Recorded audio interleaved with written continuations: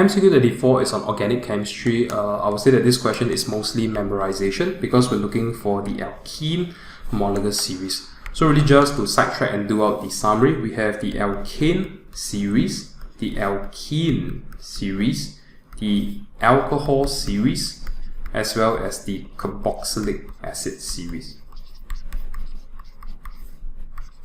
So here are the following homologous series formula: CnH2n plus 2 for alkane, CnH2n for alkene, CnH2n plus 1 OH for alcohol, and CnH2n plus 1 COOH for carboxylic acid.